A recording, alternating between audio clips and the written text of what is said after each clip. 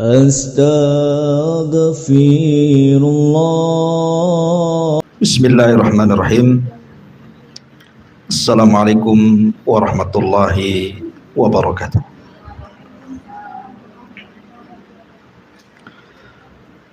Alhamdulillah, wassalatu wassalamu ala rasulillah wa ala alihi wa sahbihi wa mawalah wa la hawla wa la quwata illa billahi wa ba'du. Qala Allahu azza wa jal, ya ayyuhalladzina amanu taqullaha haqqa tuqatih wa la tamutunna illa wa antum muslimun. Amma ba'du, ma'asyiral muslimat yang dimuliakan Allah Subhanahu wa taala. Lanjutkan kajian kita, masih membahas kitab tauhid, dan kita masuk pada bab ke 26, dukun dan sejenisnya. Jadi tema kita masih membahas seputar dunia perdukunan.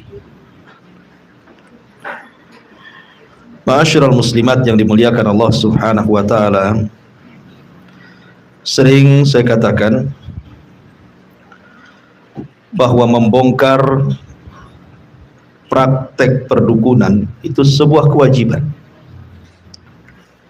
terutama bagi para dai, para ustadz, para kiai, tokoh-tokoh agama. Karena kalau seandainya tidak dibongkar, maka dunia kesyirikan itu akan merajalela. Karena kita tahu bahwa dunia perdukunan itu bukan perkara baru, sudah ada sejak zaman jahiliyah. Bahkan di zaman jahiliyah, kalau orang memiliki pengetahuan tentang hal-hal yang gaib menurut dia, bisa menerawang, meramal nasib, dan begitu seterusnya, maka akan diangkat menjadi tetua, pimpinan, kepala suku, karena disangka orang hebat. Tapi kemudian setelah datangnya Islam, maka dihapuslah dunia perdukunan. Karena Islam mengajarkan kepada kita tentang dunia gaib. Bagaimana kita beriman kepada yang gaib. Islam mengupas tuntas yang tidak diketahui oleh para dukun. Makanya dukun-dukun di zaman itu sudah nggak berlaku. Tetapi seiringnya waktu, Nabi SAW sudah meninggal, para sahabat juga sudah meninggal, dan sampai kepada kita, perdukunan itu mulai kembali diminati oleh masyarakat kaum muslimin. Yang anehnya di negeri kita ini, Bu, negeri kita ini kan mayoritas kaum muslimin, diakui oleh dunia, terbanyak jumlahnya. Beberapa tahun yang silam mungkin Ibu pernah mendengar tentang persatuan paranormal, persatuan perdukunan, seolah-olah mereka membuat ormas. Bahkan anggotanya saja yang saya baca di media itu sampai 100.000 orang. Itu yang tercatat itu ya, yang nggak tercatat berapa lagi itu? Bayangkan ya. Mayoritas muslim, rupanya dukunnya pula mayoritas. Ma'asyiral muslimat yang dimuliakan Allah Azza wa Jalla. Makanya Islam datang itu untuk memberantas perdukunan. Nabi SAW suatu ketika mendengar di kota Madinah itu ada anak kecil, anak Yahudi, namanya Ibnu Sayyad, atau dikenal dengan Saf. Terkenal bisa meramal, dan sifat-sifatnya mirip seperti sifat-sifat Dajjal. Makanya Nabi SAW ingin membongkar siapa sebenarnya Ibnu Sayyad ini. Datanglah Nabi SAW dengan Abu Bakar dan Umar dan beberapa para sahabat mengendap-endap di kebun kurma Madinah, ingin mengetahui keberadaan Ibnu Sayyad. Sampai suatu hari Nabi SAW bersembunyi di balik pohon, menyelinap. Kemudian dia melihat Ibnu Sayyad sedang bermain. Tiba-tiba ibundanya muncul dan mengatakan, "Ya Saf, ataka Muhammadun." Wahai Saf, wahai Ibnu Sayyad, hati-hati, Muhammad ada di balik pohon kurma dan hendak mendatangi. Maka Ibnu Sayyad lari, kemudian sembunyi di punggung di belakang ibundanya. Kata Nabi SAW, kalau seandainya ketika itu tidak ada ibunya, tentu perkara Ibnu Sayyad itu akan tampak. Kemudian suatu hari Nabi SAW turun padanya satu surat namanya Suratul Dukhan. Tiba-tiba kemudian Nabi SAW mengatakan, "Ya Ibn Sayyad, wahai Ibn Sayyad, coba habarkan apa yang terdapat dalam hatiku, di mana ada beberapa kalimat yang kusembunyikan." Maka tiba-tiba Ibnu Sayyad mengatakan, duh. Maka Rasul mengatakan, ihsya falan ta'dua qatrak. Celaka wahai engkau tidak bisa melampaui kapasitasmu. Artinya engkau tidak bisa menyingkap perkara gaib. Tetapi Ibnu Sayyad sudah benar di ujungnya. Duh artinya dukhan. Begitulah orang-orang yang sekarang mengaku sebagai dukun dan paranormal. Terkadang sebagian mereka ada benarnya meramal, tapi kebanyakannya mereka adalah para pendusta. Makanya dari kisah ini bagaimana Nabi SAW membongkar kedoknya Ibnu Sayyad, itu menjadi dalil bagi kita bahwa siapapun anda, kalau anda seorang dai, seorang ustadz, seorang gus, seorang kiai, pimpinan pesantren, pimpinan ormas Islam, maka wajib menyuarakan dan membongkar para dukun. Wajib. Ya. Karena kita harus al-amru bil ma'ruf wan nahyu 'anil munkar. Mengajak manusia kepada kebaikan dan mencegah dari kemungkaran, dan semungkar-mungkarnya kemungkaran itu adalah dunia perdukunan. Karena kental dengan kesyirikan, kental dengan istikhdamus syayatin, kerjasama dengan setan-setan dan jin-jin.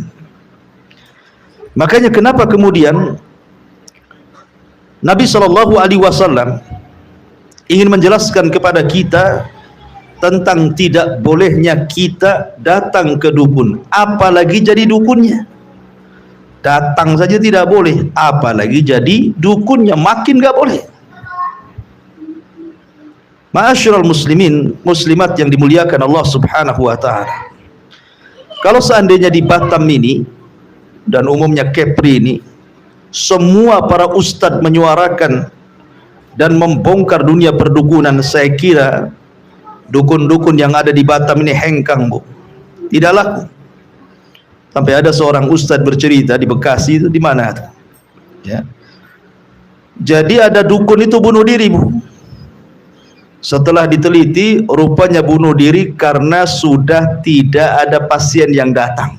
Akhirnya bunuh diri dukunnya. Coba bayangkan, coba.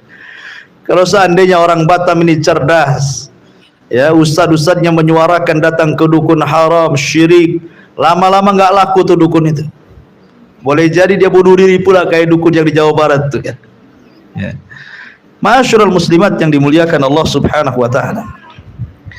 Di sini muallif rahimahullahu taala Syekh Muhammad ibn Abdul Wahhab rahimahullahu taala membuat bab dalam bab kitab Tauhid 26, bab 26, bab dukun dan sejenisnya, dukun dan kawan-kawannya, dukun dan rekan-rekannya, dukun dan geng-gengnya, gitu mungkin bahasa kita. Kata beliau, Al-Imam Muslim meriwayatkan dari salah seorang istri Nabi SAW, dia menuturkan bahwa Nabi Shallallahu Alaihi Wasallam bersabda, "Man ata arrafan fasa'alahu an syai'in fasaddaqahu lam tuqbal lahu salatun arba'ina yauman." Barang siapa yang mendatangi arraf, arraf itu artinya tukang ramal. Dalam bahasa Arab, satu orang itu banyak nama. Dalam bahasa Arab, satu orang itu banyak nama. Maksudnya, satu dukun itu bisa macam-macam namanya, tergantung fungsi dan pekerjaannya. Ada dukun itu disebut arraf, tukang ramal. Ada dukun itu disebut kahin, sama tukang ramal. Bedanya kahin meramalkan sesuatu yang telah terjadi, arraf meramalkan sesuatu yang akan terjadi. Ada juga dalam bahasa Arab dukun itu disebut munajim atau ahli nujum. Tentu yang meyakini bintang itu membawa pengaruh. Orang-orang yang meyakini dunia perbintangan dengan kemudian mencocokkan nasibnya dengan bintang-bintang, itu juga dukun. Namanya munajim. Dan ada juga yang paling parah, nama dukun itu namanya sahir, tukang sihir. Itu satu nama dalam bahasa kita ya dukun, cuman orang Arab menyebutnya kahin, terkadang arraf, terkadang romal, terkadang munajim, terkadang sahir. Saya kira di Arab saja, Bu, satu nama banyak, satu orang banyak nama itu. Di Indonesia juga kurang lebih kan, Bu, ya. Dukun itu kan macam-macam tuh namanya. Ada orang menyebut dukun itu orang pintar. Pintar dari mana, Bu? Sekolahnya S berapa tuh? Kampusnya di mana? Rektornya siapa? Kapan wisudanya? Dukun nih coba aja. Makanya nggak ada dukun itu S1, S2, S3 ini sampai profesor, doktor gitu. Dukun ya dukun. Ya. Orang cerdas itu ya jelas-jelas dia orang sekolah dari SD, SMP, SMA, kuliah, S1, S2, doktor, profesor, akhir jadi dosen, jadi rektor. Ah, itu betul orang pintar, Bu, ya. Betul-betul belajar tuh. Dukun pula sekolah tak jelas, sekolah di gua-gua, sekolah di hutan-hutan, sekolah di gunung-gunung, kerjanya semedi. Tahu-tahu dibilang orang pintar. Pintar dari mana gitu ya? Akal nggak menerimanya. Ya. Kemudian juga terkadang dukun itu disebut paranormal. Paranormal. Kalau parabola, Bu, itu artinya setengah bola kan? Kalau paranormal artinya setengah normal kan gitu, Bu, ya. Jadi dukun itu setengah normal itu ya. Ya. Ada pula nama paranormal.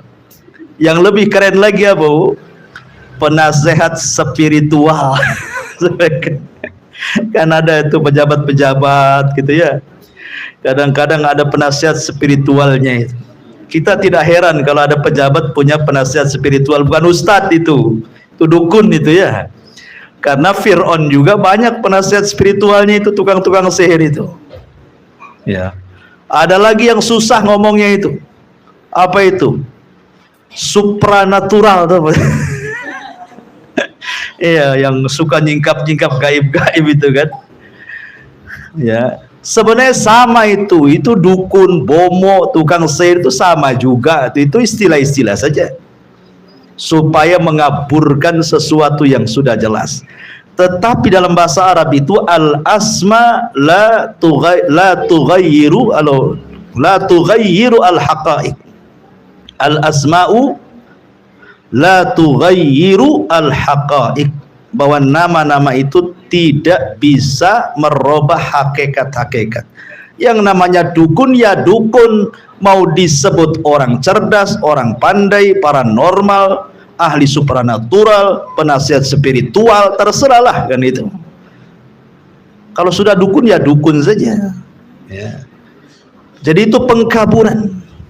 Sebagaimana dari penampilannya juga dikaburkan. Makanya sering saya katakan, Kalau dukun-dukun zaman dulu itu nampak gitu ya, mana dukun, mana ustaz. Ya. Mana dukun, mana kiai, mana dukun, mana gus, mana dukun, mana tuan guru, mana dukun, mana juru ngaji. Sekarang nggak bisa dibedakan. Karena kalau penampilannya serem kayak dulu nggak laku. Zaman sekarang takut ya. Makanya biar tidak nampak seram, tak mungkinlah pakai jas, pakai dasi kan itu ya. Yang memungkinkan itu supaya laris dunia perdukunan harus dibungkus dengan agama, sehingga warna dukunnya tidak hitam lagi, jadi dukun putih. Nah gitu ya.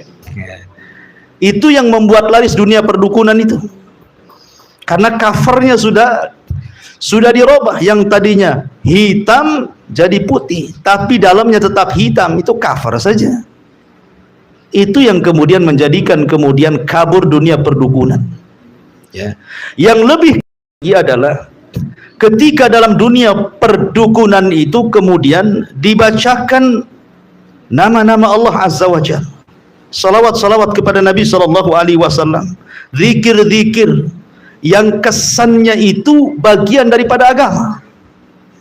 Ya, makanya saya lihat di YouTube itu kalau tengok ada padepokan gitu ya, yang banyak muridnya, nanti disuruh salawat dulu, disuruh zikir-zikir dulu, kemudian dikasih ceramah, baru terakhirnya ada pentas ilmu kebal.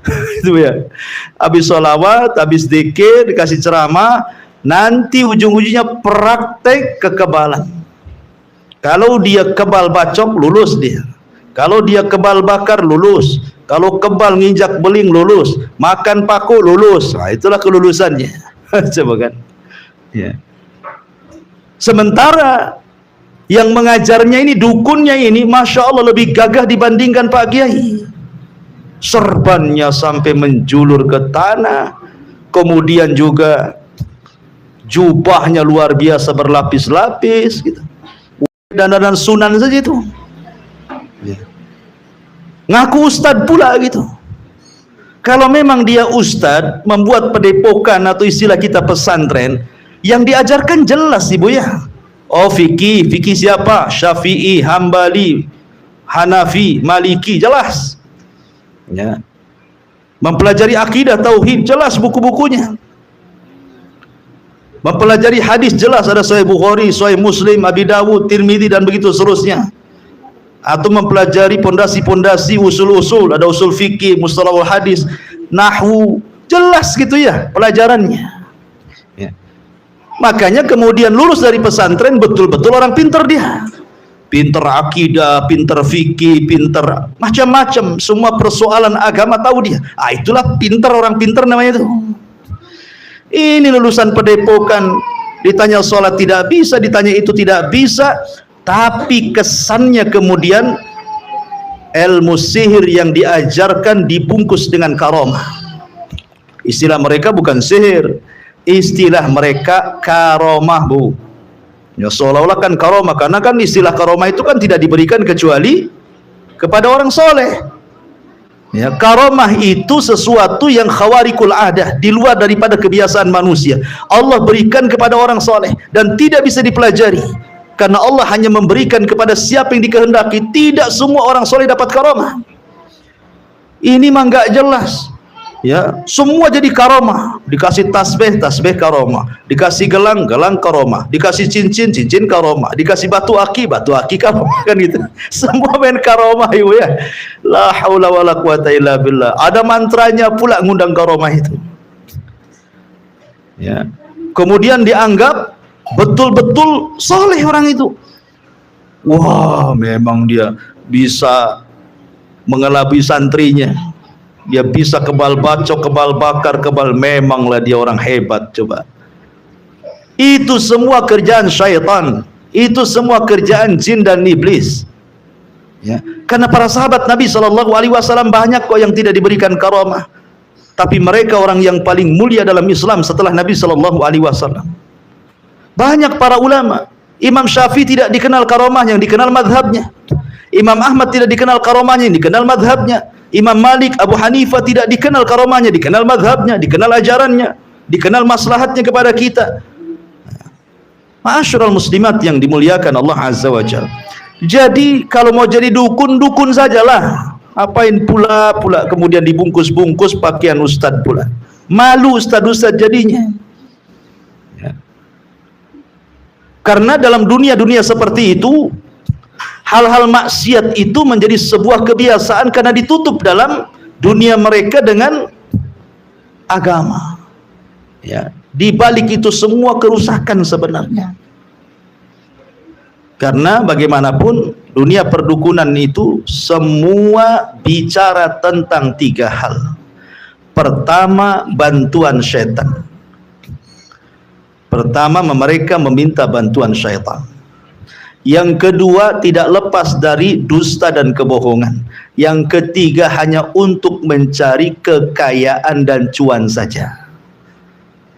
Itulah dukun. Ya. Makanya kalau seandainya ada dukun bisa merubah nasib orang itu umpamanya Bu ya. Kan ada tuh orang-orang yang terkecoh, aneh yang terkecoh ini bukan orang nggak sekolah. Kadang-kadang punya kedudukan, punya jabatan. Orang cerdas, sekolahnya tinggi. Ya. Datang pula ke mereka, ngadu nasib dengan mereka pula ya. Ya. Bahkan dukun-dukun sekarang ini pakai garansi Bu. Bapak kalau tidak jadi, saya balikin duitnya kata dukun. Pakai garansi Bu dukun sekarang ini ya. Setahun garansi. Ya, hebat dukun sekarang. Ya, sekarang sudah pakai iPhone, pakai iPad, dukun yang ramalnya pakai handphone. Ya. Jadi ma'asyiral muslimat yang dimuliakan Allah Subhanahu wa taala. Maka begitu bahayanya dunia perdukunan, apa yang di negara kita ini subhanallah emang menyebar luas ya. Kenapa? Makanya sering saya ulang-ulang karena memang dunia perdukunan ini susah disentuh dengan hukum itu saja. Ya, susah disentuh dengan hukum pidana, mau dilaporkan pun ditolak laporannya. Ya, alasannya apa? Ini ada orang nyihir Bu. Ya, seorang dukun nyihir, otomatis nyihir itu yang disuruh jinnya kan Bu. Berarti yang membunuh orang itu bukan dukunnya, tapi jinnya. Jadi ibu mau melaporkan jin, gimana cara nangkapnya gitu kan? Ya. Ma'asyiral muslimat yang dimuliakan Allah Azza wa Jalla. Makanya di sini Nabi SAW sebegitu bahayanya dunia perdukunan itu, sampai-sampai Nabi SAW melarang untuk datang kepada mereka. Kita baca hadis-hadisnya. Nabi SAW mengatakan, man ata arrafan, barang siapa yang datang ke arraf, istilah nama dari dunia perdukunan, fasa'alahu an syai'in fasaddaqahu, dia bertanya tentang sesuatu kemudian dia benarkan, lam tuqbal lahu salatu arba'ina yauman, maka tidak akan diterima salatnya 40 hari. Ya, dipotong pahalanya. Sah solatnya tapi tidak berpahala, ibarat kerja nggak digaji, lelah lah kan begitu. Ini yang datang ke dukun, solatnya 40 hari tidak diterima. Bagaimana Pak dukunnya? Jelas di atas daripada hanya sekedar tidak diterima solatnya 40 hari. Kemudian hadis yang kedua dari Abu Hurairah radhiyallahu an, Nabi sallallahu alaihi wasallam bersabda, man atakahinan fasaddaqahu bima yaqul faqad kafara bima unzila ala Muhammadin sallallahu alaihi wasallam. Barang siapa yang mendatangi dukun dan membenarkan ucapannya, maka sesungguhnya dia telah ingkar dengan Al-Quran, wahyu yang diturunkan kepada Rasul kita Muhammad sallallahu alaihi wasallam. Dalam riwayat yang lain, man ata arrafan au kahinan fasaddaqahu bima yaqul faqad kafara bima unzila ala Muhammadin sallallahu alaihi wasallam. Barang siapa yang mendatangi dukun dan tukang ramal serta membenarkan ucapannya, maka sesungguhnya dia telah ingkar terhadap Al-Quran yang turunkan kepada Nabi SAW, alias kufur. Ya. Ibu-ibu yang dimuliakan Allah Subhanahu wa ta'ala, hadis-hadis ini, 3 hadis yang kita baca ini, ada 2 kesimpulan yang bisa kita ambil. Pertama, bahwa orang yang datang ke dukun, datang ke paranormal, datang ke orang pinter, datang ke bomo, datang ke ahli supranatural atau apa namanya, maka kalau dia konsultasi, bertanya, belum membenarkan, hanya konsultasi dan bertanya saja, berarti sholatnya 40 hari tidak diterima. Ini poin pertama. Poin yang kedua, kalau dia datang ke mereka, bertanya, membenarkan, apalagi sampai menuruti keinginannya, maka ini haram, bisa keluar dari Islam. Contoh, ibu punya warung, punya toko, berniaga, jadi pembisnis, jual beras, jual kelontong atau apalah namanya. Datanglah ke Mbah Dukun. Mbah, sudah sebulan toko ini jarang ada orang beli, tapi kok toko sebelah itu baru buka rame pula gitu ya. Padahal yang sebelah ndak pakai dukun bu, cuman agak murah. Ya wajar lah rame. Akhirnya kemudian sama si mbah ini, oh itu ada yang ganggu tokomu itu, kamu harus beli jimat ini. Dibuatlah jimat sama mbah dukun ini. Kemudian diberikan syarat, nanti pintumu geser, jangan dari depan, dari belakang. Ah, cemana yang beli? Ya. Maksudnya pintu masuk gitu ya.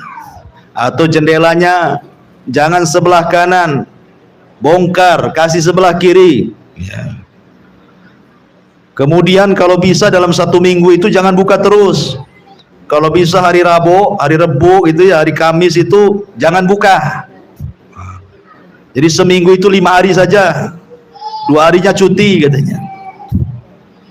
Kemudian ibu mengikuti saran dukun itu, betul-betul digeser pintunya, betul-betul digeser jendelanya, betul-betul kemudian ada hari cutinya, maka ibu telah kafir dengan Al-Quran alias murtad. Apalagi kalau sampai kemudian, lebih daripada ini, kalau sampai kemudian sang dukun ini meminta tumbal, oh ini lebih parah lagi bu. Kalau sampai kemudian ibu disuruh nyembelih ayam, disuruh menyembelih kambing supaya laris dagangannya, maka ini lebih dosa dan kuadrat dosanya. Kenapa? Karena sudah melakukan sesembahan selain daripada Allah, menyembelih kepada syaitan. Dan yang lebih parahnya lagi, beli ayam dan kambingnya harus dari Pak Dukun, harganya 20 juta 1 ekor. Di Tamiang nggak sampai 20 juta. Rupanya dukunnya cari duit ya kan? Lah, ini kesimpulan dari 3 riwayat ini. Kalau sampai kita bertanya, atau kalau kita berobat kita sampai jadi pasiennya, atau kalau kita untuk penglaris ataupun jodoh dan yang lainnya sampai yakin bahwa dia akan memberikan solusinya, maka Rasul dengan tegas mengatakan faqad kafara bima unzila ala Muhammadin sallallahu alaihi wasallam, maka dia telah kufur dengan apa yang diturunkan kepada Muhammad sallallahu alaihi wasallam. Maksudnya kufur dengan Al-Qur'an ya.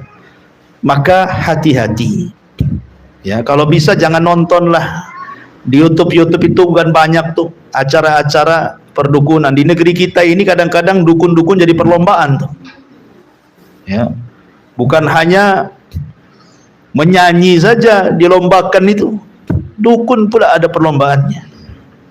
Bahkan bukan hanya orang dewasa, dukun cilik pun dilombakan. Jadi musibah negeri kita ini ya. Sebab kalau seandainya kesyirikan sudah merata, maka kita khawatir Allah subhanahu wa ta'ala akan menurunkan azabnya ke negeri kita ini. Na'udzubillah, kita berlindung kepada Allah. Makanya diperbanyak kajian-kajian seperti ini. Tanamkan akidah yang kuat. Harusnya ustaz-ustaz itu serentak gitu ya, membahas dunia perdukunan, biar megap-megap tuh dukun-dukun tuh ya, biar nggak ada tempat lagi. Biar kayak tadi kejadian di mana tuh, di Bekasi yang bunuh diri karena nggak ada pasien. Kan itu ya. Ma'asyiral muslimat yang dimuliakan Allah subhanahu wa ta'ala,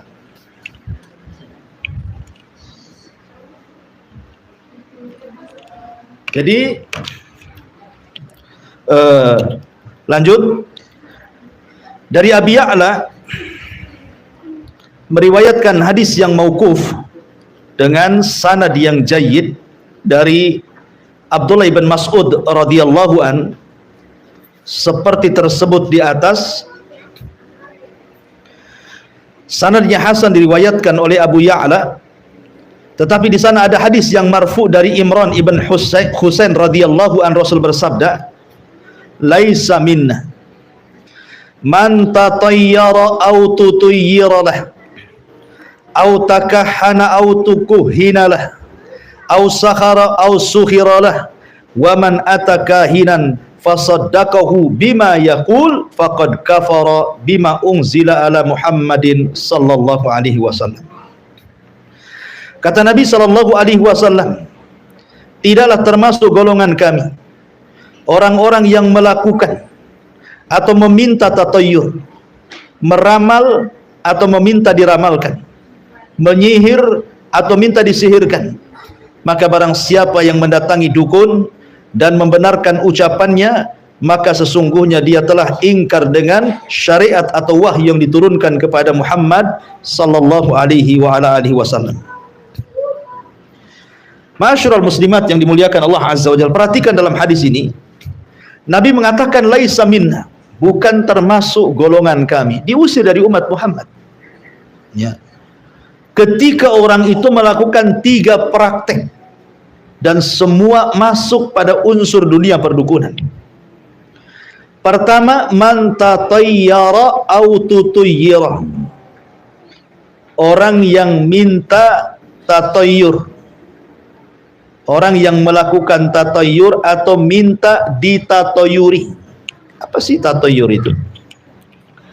Tatayyur itu sama dengan mengadu nasib antara untung dan buntung, antara hoki dan tidak hoki. Itulah tatayyur. Tatayyur itu mengadu nasib. Kalau dulu mengadu nasib menggunakan burung, ya. Kalau sekarang mengadu nasib itu bukan hanya sekedar burung, tapi semua bisa dijadikan alat untuk mengadu nasib. Apalagi sekarang bulan Muharram, Bu, hati-hati. Ada sebagian orang yang menganggap bulan Muharram itu bulan sial. Jangan nikah di bulan Muharram, bulan depan cerai. Jangan membangun rumah di bulan Muharram, bulan depan roboh. Jangan nanam saham di bisnis bulan depan gulung tikar. Macam-macam itu istilah-istilah kejawen di bulan Muharram itu. Ini masuk tatayyur nih. Ya. Kenapa kamu tidak bangun rumah? Tunggulah lewat Muharram. Kenapa? Takut roboh. Tatayyur itu, Bu. Ya. Lah katanya kemarin mau buka jualan, mau buka bubur, mau buka es cendol, mau buka es cincau, mau buka cilok bakar, mau buka bakso. Kok tak jadi? Oh iya, nunggu tahun depan Pak Ustadz. Kenapa? Ini kan bulan Muharram. Nanti saya buka pula tak ada beli, bangkrutlah saya. Mulai tatayyur dia. Ya. Makanya di bulan Muharram itu banyak keris-keris pusaka-pusaka itu takut kewalat pada direndam. Ya, pakai bunga-bunga gitu ya. Kadang-kadang kerisnya lebih wangi daripada orang yang punya keris, Bu. Subhanallah ya. Bayangkan 7 macam bunga tuh keris tuh. Ya, sementara dia 1 bunga pun tidak. Mandi pun tidak, kerisnya dimandikan. La ilaha illallah, ya. Ma'asyiral muslimat yang dimuliakan Allah Subhanahu wa taala. Jadi tatayyur kalau di zaman jahiliyah itu menggunakan media burung. Jadi burung itu diterbangkan, Bu. Kalau arah ke Syam tidak mau berangkat orang jahiliyah tuh. Alasannya, makanya Syam disebut Syam itu dari tasya'um, artinya tidak hoki. Makanya mereka tidak mau berangkat untuk berniaga kalau burungnya ngarah ke Syam.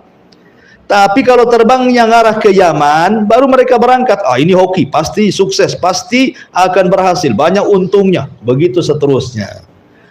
Tapi di zaman sekarang tidak. Tatayyurnya, waktu ibu ingat waktu dulu orang demam batu akik, Bu. Semua orang jual batu akik, Bu. Ya, di pasar, dari mulai mall sampai pasar kampung, ya. Semua ada orang jual batu akik. Dan pandai pula lah orang yang jual batu akik itu. Oh, ini batu akik merah delima nih.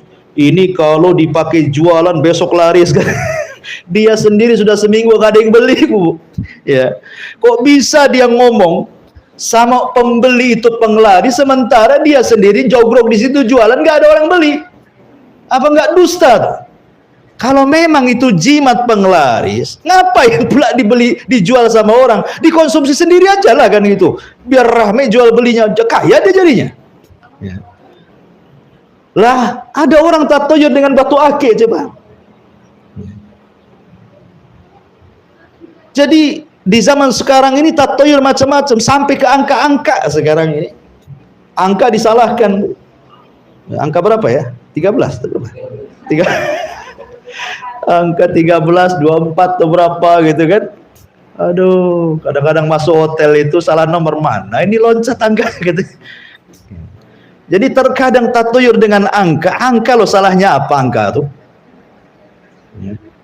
Masa orang yang penemu angka itu kemudian dia taruh angka sialis itu kan gitu ya. Jadi nggak masuk di akal. Ya. Macam-macam negeri kita ini, ada orang tatoyur dengan burung perkutut. Nih kalau paginya sekian kali bunyi, wah ini ada apa nih, ada apa katanya. Kalau nggak bunyi, sedih dia. Ya. Ada dulu ikan, makin nong-nong makin hoki. Kalau nggak nong-nong nggak hoki-hoki gitu. Jadi aneh, pokoknya tato ini macam-macam. Kok bisa orang kemudian sudah maju seperti ini, sudah dunia HP semua punya handphone, masih pula yakin dengan dunia-dunia seperti itu, khurafat-khurafat itu. Memang setan itu luar biasa ya, menghiasi manusia dengan khurafat itu. Tidak ada yang namanya hari semua baik, yang namanya bulan semua baik, yang namanya tahun semua baik. Karena ada orang-orang itu yang kemudian mau nikah saja tanya-tanya orang pintar dulu. Oh, nggak bisa ini, boleh ini tak boleh katanya. Kata orang pintar tak bagus katanya. Nanti bulan depan saja, hari ini, tanggal ini. La haula wala quwata illa billah.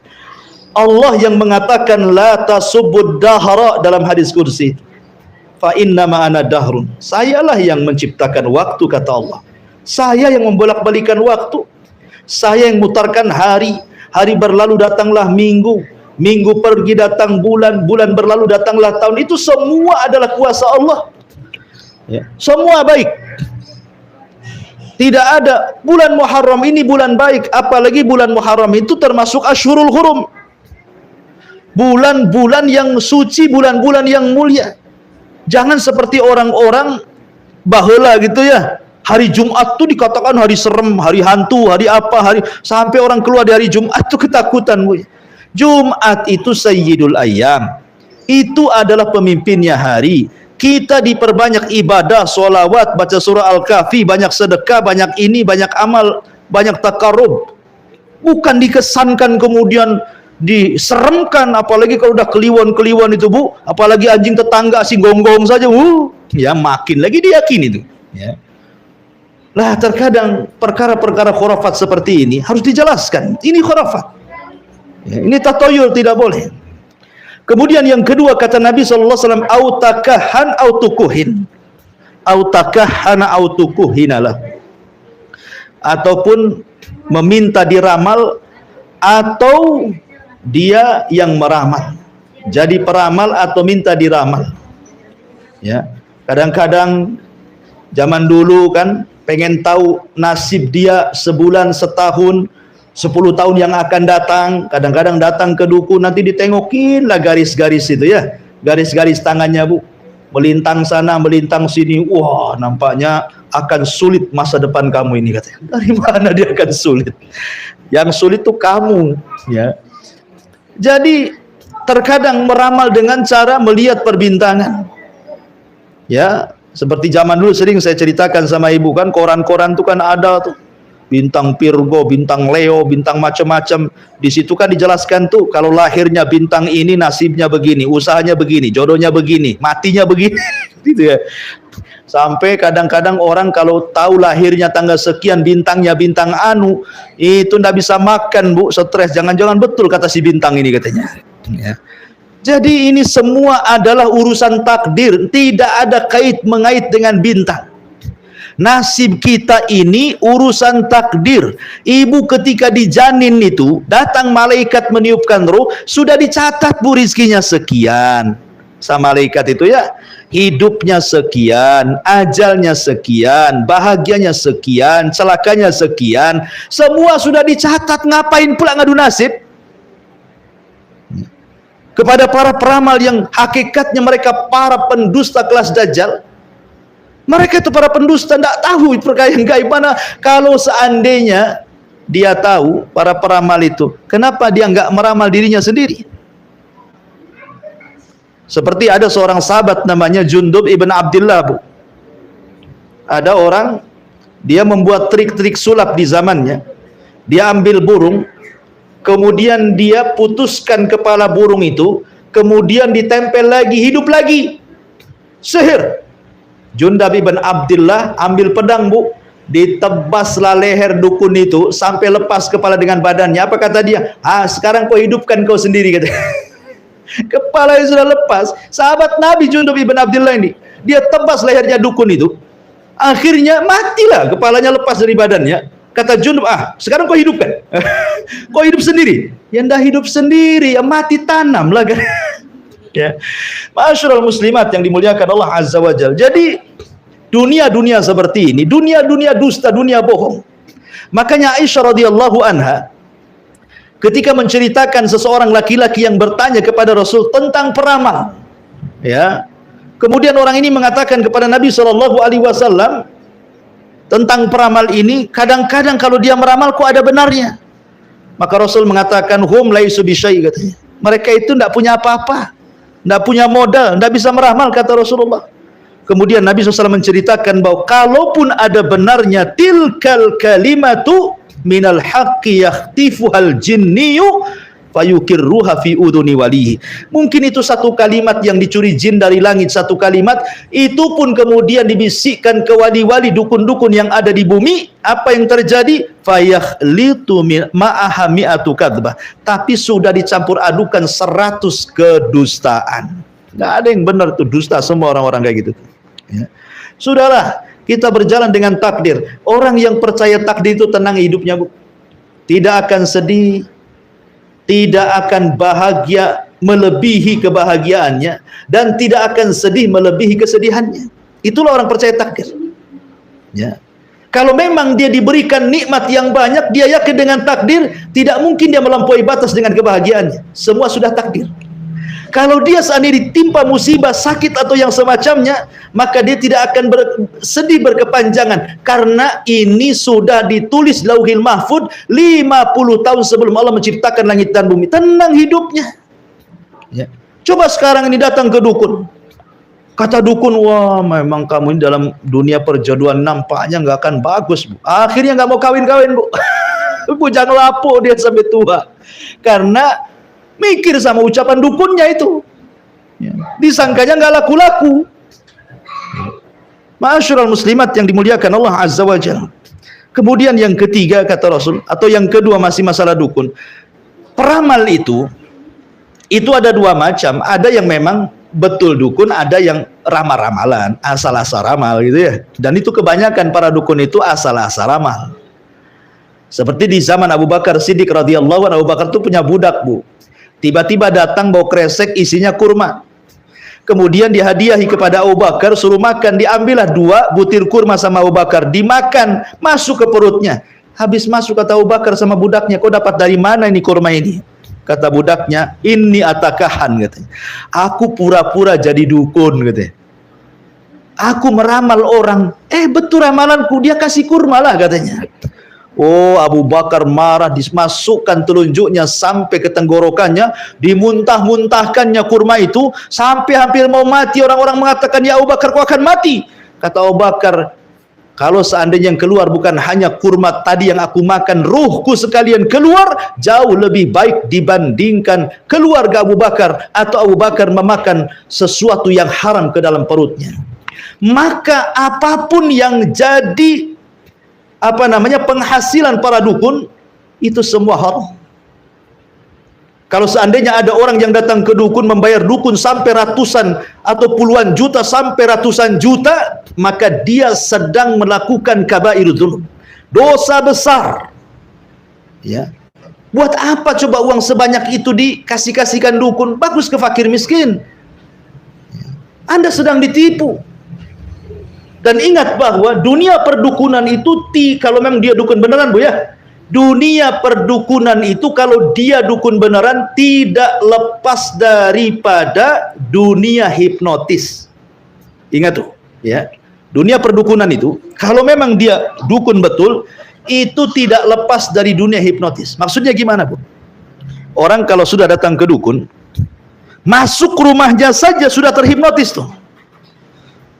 Melihat tatapan dukunnya saja sudah terhipnotis tuh. Menghirup asap kemenyannya saja terhipnotis tuh. Akhirnya kalau orang sudah terhipnotis, apa yang terjadi, Bu? Suruh bayar 100 juta, ambil di ATM, transfer. Ya, gitu, Bu ya. Ya. Suruh jual rumahnya, jual. Suruh jual sawahnya, jual. Sudah terhipnotis. Apa kata dokter, kata dukunnya, siap laksanakan, kan begitu. Karena sudah terhipnotis. Sama dengan dalam dunia pengobatan, dukun juga sama. Kan dalam dunia perdukunan pengobatan tubuh, ada yang kemudian pura-pura penyakitnya ditransfer ke kelapa yang sudah saya jelaskan. Terkadang ditransfer ke ayam, terkadang ditransfer ke kambing, gitu ya. Ya. Kemudian setelah dengan aktingnya para dukun, tiba-tiba orang yang diobati itu merasa enteng, kok enak ya badan saya, merasa ringan. Alasan dukun, ya karena sihirmu sudah dipindahkan ke ayam, ke kambing, ke sapi, ke telur, ke kelapa muda atau apa namanya ya. Sebenarnya itu pengaruh hipnotis, Bu. Ya. Makanya kemarin saya berdakwah di pulau, Bu, sama salah satu jamaah kita ini, berdakwah di pulau Daik tuh, di pulau Lingga ke Lingga. Seminggu saya di Lingga tuh. Saya sudah 2 kali berdakwah di salah satu masjid di Lingga tuh. Ya. Tapi kok jemaahnya tidak seramai tahun kemarin gitu ya. Ya ramai juga, tapi tidak seramai tahun kemarin yang itu pengajian itu, orang kampung itu. Rupanya ada pengobatan di situ. Ada pengobatan di lapangan tuh, ramai orang datang tuh. Mungkin kalau mau dikira itu mungkin 4 kali lipat jemaah yang ngaji tuh. Yang datang itu, auranya bikin dukun lihat, ya kan? Kalau soal dukun tuh orang kampung masih senang ya. Kalau sama ustadz tuh kadang-kadang itulah, kadang-kadang agama ini tidak diseriusi oleh kita kaum muslimin. Makanya ada ustadz ngomong itu bahwa kadang-kadang agama bagi orang Islam itu hanya untuk mati, bukan untuk hidup, Bu. Ya. Contoh, ketika hidup dia nggak pernah ke masjid, ketika mati minta pula diumumkan di masjid, gitu, Bu. Gitu, Bu. Ada, Bu ya? Ya. Ketika hidup tidak pernah lah baca Quran itu, ketika mati kalau bisa keluarganya baca Yasinan semuanya. Harusnya kan ketika hidup dia baca Quran. Ketika dia hiduplah dia ke masjid, ketika dia hiduplah dia beramal soleh. Ya. Ketika dia mati sibuklah kemudian ini itu gitu ya. Ya. Jadi ceritanya sampai ada yang berkisah orang kampung di situ, bahwa orang yang stroke itu tidak bisa jalan, itu tiba-tiba bisa jalan. Ya mungkin tidak jalan seperti orang sehat, tapi minimalnya nampak oleh kepala mata mereka mampu berjalan gitu ya. Padahal sudah bertahun-tahun itu tidak bisa jalan, kemudian diusap-usap apa mantranya, tiba-tiba bisa jalan. Ya. Kita katakan jangan percaya. Ya. Walaupun dibungkus dengan salawat, dibungkus dengan zikir, kadang-kadang mengucapkan hal-hal yang kita tidak paham maknanya dan artinya serta lafadznya. Itu dunia mistis tidak lepas daripada hipnotis. Itu pengaruh hipnotis. Terkadang orang bisa kuat sesaat gitu ya, karena suruhan dukun, tapi kalau sudah hilang hipnotisnya, balik lagi lumpuhnya tuh. Dan ini pernah saya saksikan waktu saya berdakwah di salah satu pulau di Gresik tuh. Oh, orang yang lumpuh bisa jalan, dukunnya kemudian sudah pergi, sudah tidak praktek lagi, yang lumpuh lagi tuh. Ya memang mereka menggunakan jin. Mereka sesaat saja menghipnotis, hilang hipnotisnya, balik lagi. Ya. Jadi ma'asyiral muslimat yang dimuliakan Allah Subhanahu wa taala, makanya jangan menjadi dukun dan jangan datang ke dukun. Dan yang ketiga, yang terakhir, au sahara au suhiralah. ataupun melakukan praktek sihir atau datang ke tukang sihir dan minta disihirkan. Maka ini dunia perdukunan yang paling jahat. Sering saya katakan dunia sihir adalah dunia yang paling jahat dalam dunia perdukunan. Kenapa? Karena tukang sihir itu bukan hanya sekedar khayali seperti hipnotis dan semacamnya, tapi terkadang sampai ke tingkat hakiki, membuat orang sakit, membuat orang lumpuh, membuat orang kemudian tidak bisa jalan, tidak bisa berinteraksi dengan masyarakat, berakhir dengan dan berujung dengan kematian. Terkadang seperti itu. Dan biasanya kalau di satu perumahan ada dukunnya, Bu, banyak orang sakit, Bu. Ya, jadi kalau di Taman Raya ini ada dukunnya, itu banyak orang sakit di sekitar-sekitarnya itu. Karena dukun itu dunia mereka kalau asli itu butuh tumbal biasanya. Jangan-jangan ditumbalkan atau tetangga-tetangga. Gitu ya, Bu ya. Disanteti tetangga-tetangganya itu biar sakit-sakit mati katanya kan. Padahal banyak juga dukun itu mati kena Covid, Bu. Siapa, Bu, yang mati kena Covid? Itulah Lia Eden tuh. Ngaku jadi malaikat Jibril mati kena Covid. Masa malaikat Jibril kena Covid mati kan itu? Nggak masuk di akal. Ya. Jadi hati-hati kalau di lingkungan ada dukun tuh banyak bahaya. Maka sebaiknya Pak RT, Pak RW, Pak Lurah kalau udah tahu ada dukunnya usir saja, itu bahaya itu. Ya, suruh tobat, ajak ngaji tauhid biar dia meninggalkan kedukunannya. Jadi dunia sihir ini bahaya sekali lagi karena bisa membunuh, ya. Terkadang kalau keluarga bisa memecah suami istri dan begitu seterusnya dan begitu seterusnya.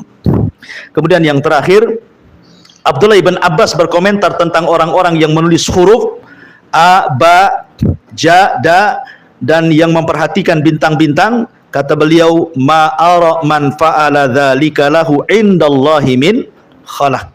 Tidaklah aku melihat orang-orang yang melakukan demikian itu akan mendapatkan bagian kebaikan dari Allah Subhanahu wa taala. Jadi Abdullah ibn Abbas bercerita, orang-orang yang menulis dengan huruf hijaiyah, karena kalau dalam dunia perdukunan ada kitab namanya kitab mujarabat atau kitab-kitab dunia perdukunan lah, ya. Saya dulu kecil-kecil pernah lihat dan pernah baca itu kitab mujarabat tuh. Jadi di situ ada cara membuat rajah, ya kan? Ada yang segitiga, ada yang segi empat, ada yang gambar bintang, kemudian dicatat di situ a, ba, ta, sa, ya kayak itu kalau buku Iqra tuh, Bu, ya. Aba, ata, asa gitu ya. Cuman dibolak-balik nggak jelas gitu ya. Kemudian di situ dijelaskan fungsinya tuh. Oh, ini untuk penglaris, ini untuk jodoh, ini untuk usaha, ini untuk pejabat, ini untuk ini, macam-macam tuh. Ya, itu buku sihir itu. Ya, jangan dibeli. Ya. Jadi makanya kita lihat dunia sihir itu mesti lengket dengan dunia jimat dan tangkal. Biasanya dunia perdukunan itu lengket dengan dunia jimat dan tangkal. Baik berupa batu, berupa gelang, berupa cincin, berupa keris, berupa Quran kecil nonet, berupa raja-raja. Karena ini pengalaman saya waktu saya masih di Singapura, ya. Jadi saya ketemu jemaah saya di Singapura itu. Ini kisah nyata ini waktu saya masih berdakwah di sana. Jadi adalah orang itu bawa tangkal. Tangkal itu sebenarnya kertas dibungkus dengan kain, tetapi karena minyaknya asli mungkin itu sudah bertahun-tahun nggak hilang tuh baunya tuh. Ya, entah minyak apa yang dikasihkan itu. Jadi karena dia sudah bertobat, tidak yakin dengan jimat, dia ingin memusnahkan tapi takut, datanglah dia ke saya. Ustaz, saya ini punya jimat nih, sudah mungkin sekitar 7 atau 10 tahun lah pokoknya. Saya sudah ngambil. Jadi saya tanya, beli jimat di mana, Bu? Katanya. Ya, dia bilang saya beli jimat di dukun Batam katanya. Rupanya Singapura saja kalau dukun datang ke Batam juga jadi lintas negara ini jadinya, ya. Ya. Ya, di Batam ini dulu banyak dukun, Bu. Terus terang, saya masih ingat tahun berapa waktu saya dulu suka daurah buat tema masalah perdukunan itu kan dulu. Bahkan akan ada duel tuh dulu, tukang ruqyah dengan dukun di Engku Putri yang nggak jadi, akhirnya masuk koran itu ya berhari-hari. Sambil akhirnya perang di koran, kata dukunnya, ngapain saya layani anak kemarin sore. Intinya dia nggak berani sebenarnya kan. Ya. Jadi saya tanya kembali ke kisah ibu tadi, jadi berapa, Bu, harganya? Saya kaget Karena zaman itu ya, dolar itu masih berapa gitu. Ya, sekitar berapa ya waktu saya di sana itu? Mungkin sekitar 6.000 atau 7.000. Itu kalau dikruskan uang zaman sekarang mungkin 100 juta lebih itu. Ya. Padahal isinya, saya minta izin sama ibu itu, boleh nggak saya buka? Rupanya kain itu saya gunting, isinya dalamnya hanya kertas. Kertas ada ayat Al-Quran, yang saya baca itu isinya ayat Quran itu tentang kisah Nabi Musa dengan tukang-tukang sihir. Ya, ditulis di situ ayatnya, tetapi kemudian digunakan oleh ibu ini untuk menglariskan toko dia. Dia berniaga punya toko, jadi jimatnya ditempel itu di situ. Apa hubungan ayat itu dengan penglaris? Ya. Ayat ini cerita duelnya Nabi Musa dengan sihirnya tukang Fir'aun, tapi digunakan untuk penglaris toko, kan nggak nyambung cerita dengan fungsi jimatnya itu. Coba 100 juta tuh, itu bisa untuk DP rumah tuh.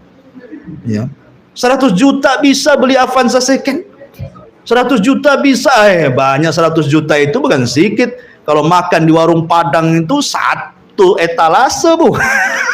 Itu bisa diborong itu. Ya. Ini loh, bayangkan hanya untuk beli raja segitu. Dia rela loh merogoh. Ya Allah ya Rabbi, makanya saya katakan dukun itu pemeras sebenarnya. Dia itu sedang mencari cuan saja, mencari uang. Hakikatnya dia meras, apalagi nampak tuh pakai mobil, nampak pejabat, dipepet-pepet itu.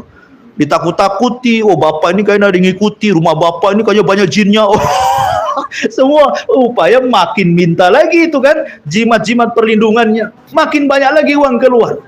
Nah, tapi kalau yang datang itu jalan kaki, Bu, apalagi pakai yang nggak bagus, kamu nggak apa-apa, pulang aja katanya. Nggak ada duitnya gitu ya. La haula wala quwata illa billah. Intinya bahwa jangan yakin dengan perkara-perkara seperti itu. Taib, sampai di sini, Bu. Kita buat tanya jawab, silahkan. Kalau ada yang mau bertanya, tafadhol.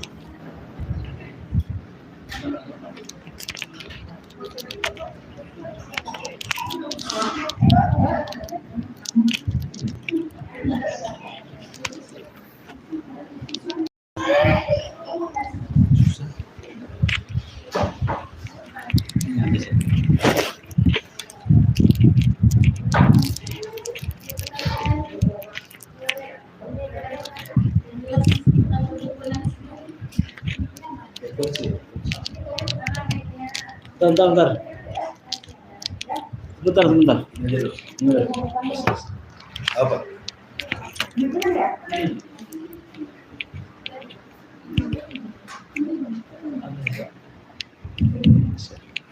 Bisa. Masih ada. Ya.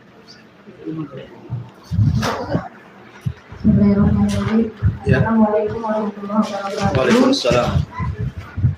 Ustaz, ini saya mau bertanya tentang ada orang yang jadi dukun tapi karena bawaan dari jenazah gitu. Itu bagaimana hukumnya? Tapi pengobatannya sebetulnya pakai herbal gitu, tidak ada syarat macam-macam pun, tidak meminta sesuai tergantung keikhlasan orang yang memberi gitu. Itu yang pertama.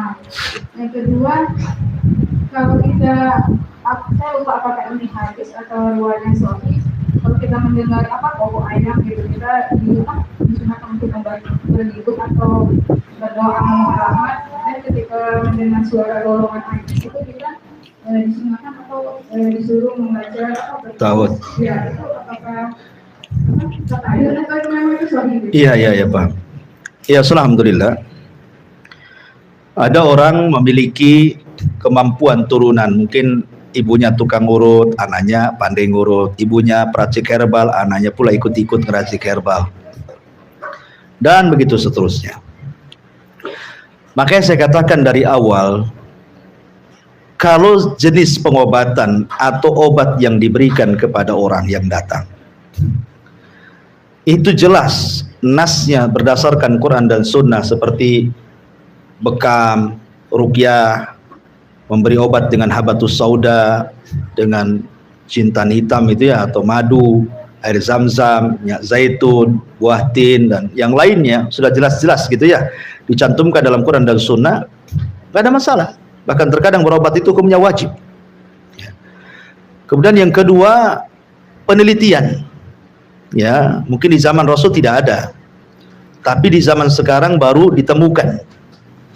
Dan secara ilmiah memang bisa mengobati. Nggak apa-apa, karena Rasul yang mengatakan antum a'lamu bi umuri dunyakum, kan lebih paham dengan urusan dunia kalian. Nggak masalah. Ya. Tapi kalau seandainya pengobatannya aneh, memang pakai herbal gitu ya, jelas herbalnya Bu, jangan tidak jelas. Karena sihir juga ada yang menggunakan jenis obat-obatan, menggunakan narkoba, ganja atau yang lainnya kan, atau hipnotis dan yang lainnya. Jadi kalau memang jelas gitu ya herbalnya dari tumbuh-tumbuhan, dari akar-akaran dan ma'ruf, seperti umpamanya kita kenal sambiloto, kemudian mata kucing atau apa gitu ya, lidah buaya, yang sudah jelas-jelas lah fungsinya, tidak ada masalah. Ya. Yang jadi masalah itu terkadang sampai kepada tukang urut nih. Ini ada nih cerita. Ya.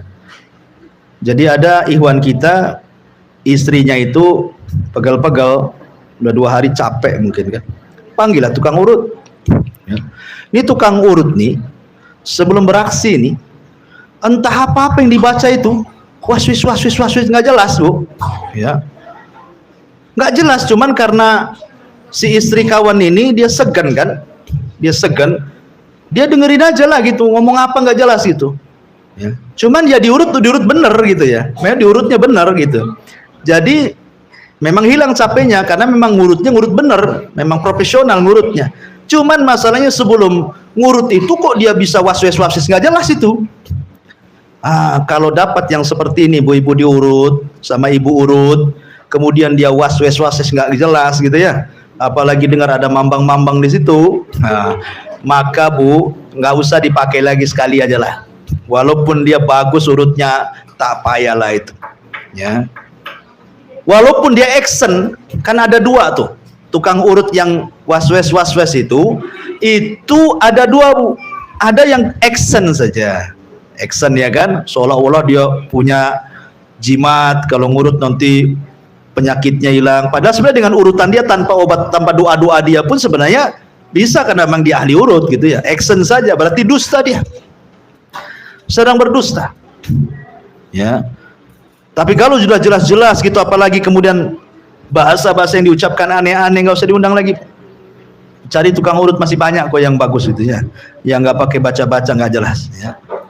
Atau kalau ibu berani tanya, maaf Bu urut, maaf ya, coba diulang, gitu ya. Diulang, saya pengen catat alasannya Bu, atau saya pengen ngerekam. Oh, kata tukang urutnya, oh rahasia perusahaan. Nggak usah diundang lagi kalau dia ngomong gitu tuh. Itu. Jadi itu udah nggak jelas itu. Jangan semi dukun itu, bukan semi urut, semi dukun tuh. Jadi seperti itu. Taib. Kemudian pertanyaan yang kedua, adapun masalah kokokan ayam. Kokokan ayam itu maksudnya kalau berkokok di sepertiga malam. Karena kan ayam itu kan berkokok setiap jam, apalagi punya ternak ayam. Berkokok terus kan, pagi, siang, sore. Maksudnya berkokok di sepertiga malam akhir. Itu menandakan malaikat turun. Ya, kita minta kepada Allah rahmatnya. Kalau di malam hari ada gonggongan anjing gitu ya, memang itu banyak setan, kita disuruh tahu. Betul hadisnya, tidak ada masalah. Ya, wallahu a'lam.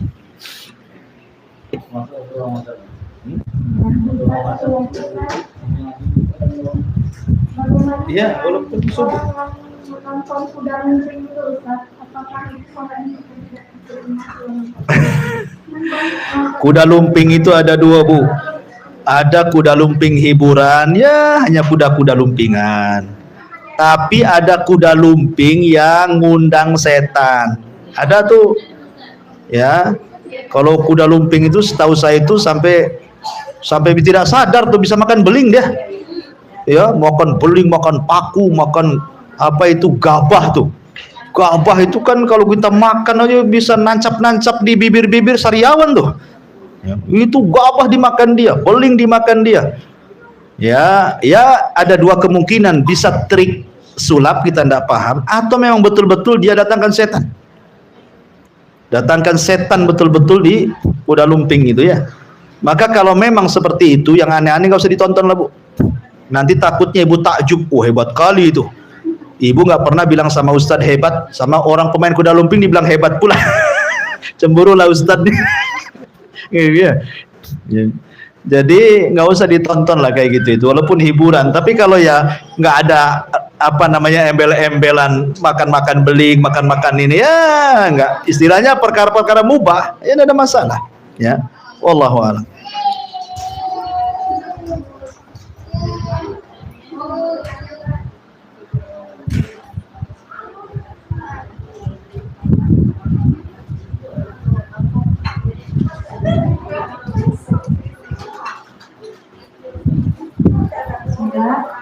Assalamualaikum warahmatullahi wabarakatuh.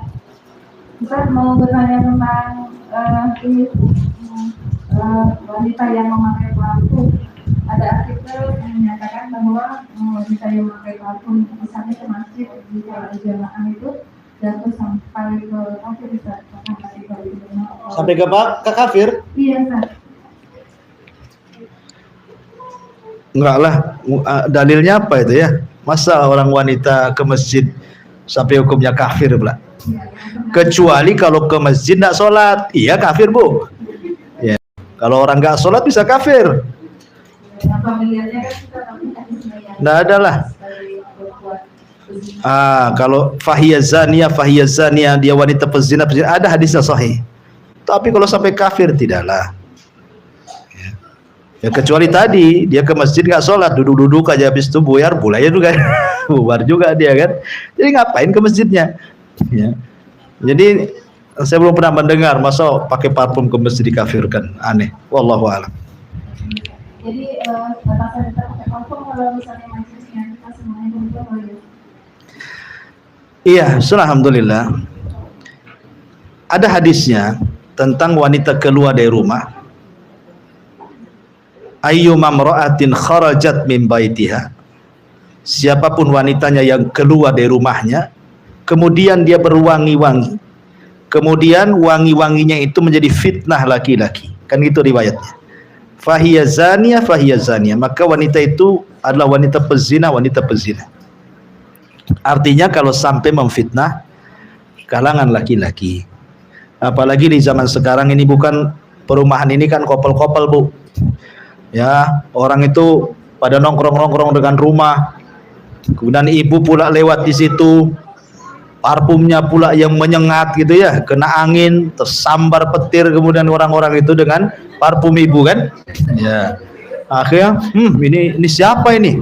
Akhirnya ibu jadi perhatian nih, jadi ibu belum jalan saja kata orang itu, antar lagi ada bau nih, karena sudah tahu bau ibu ya kan.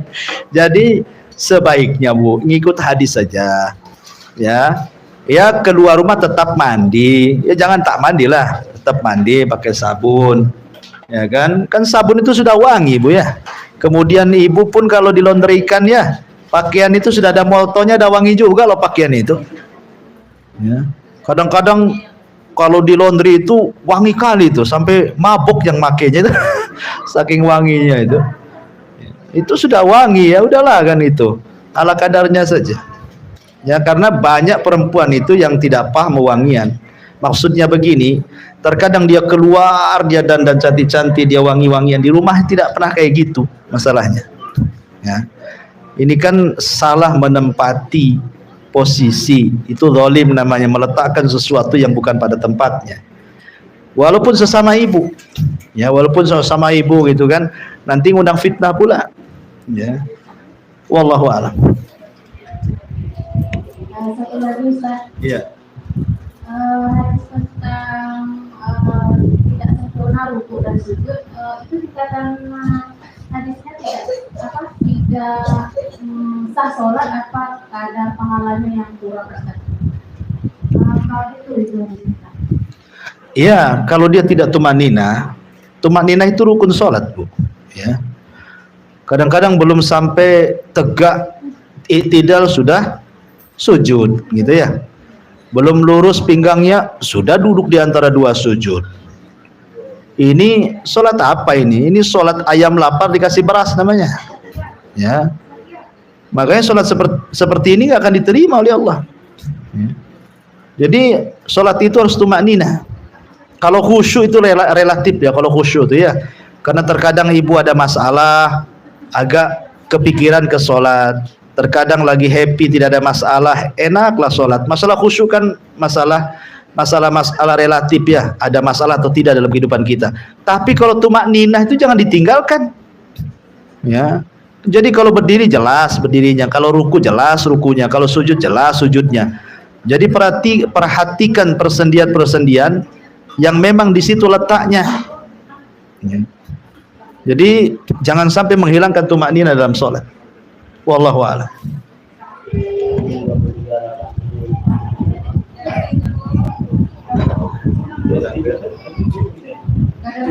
Iya.